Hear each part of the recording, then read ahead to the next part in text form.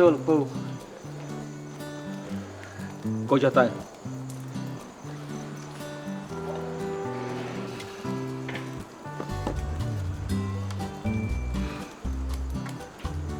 មុននឹងស្រឡាញ់កូនពូក្មួយធ្លាប់មានសង្សារអូខ្ញុំអត់ធ្លាប់មានផងពូកូនស្រីពូគឺជាមនុស្សស្រីដំបងសម្រាប់ខ្ញុំហីបើអញ្ចឹងពូមិនព្រមលើកកូនឲ្យទេមនុស្សដែលមិនធ្លាប់ខូចពេលរៀបការហើយប្រកាសជាខូចក្បត់ចិត្តប្រពន្ធមិនខានទេមិនចាំបាច់តវ៉ាឲ្យទេ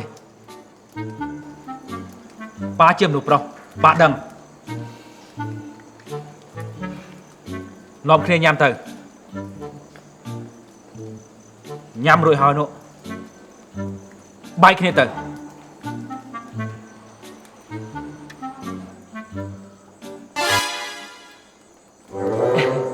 ចាំក្មួយក៏ហើយពូ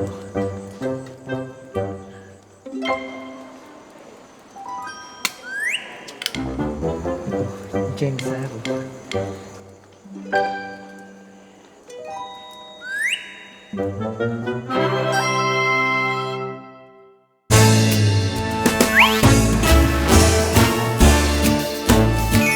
អូនមានប្រវត្តិពេលដែលគាត់ស្មងគាត់ចិត្តទៅលេងចង់បងធ្វើមិនឲ្យគាត់សម្រេចបានទេទៅតែផងវិញតាក់តងគ្នាអញ្ចឹងចាំបងព្យាយាមឲ្យបានល្អអូនជឿជាក់លើបងណា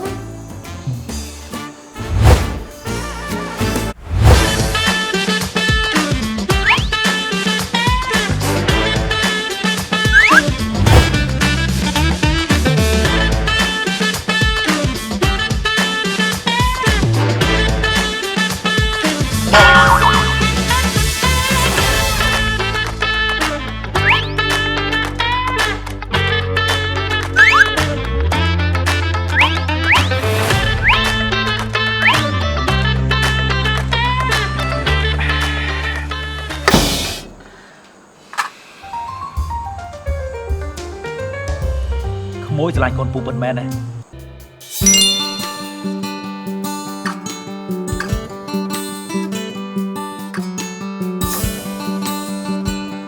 បាទពូខ្ញុំស្រឡាញ់កូនលោកពូបើអញ្ចឹងល្អហើយ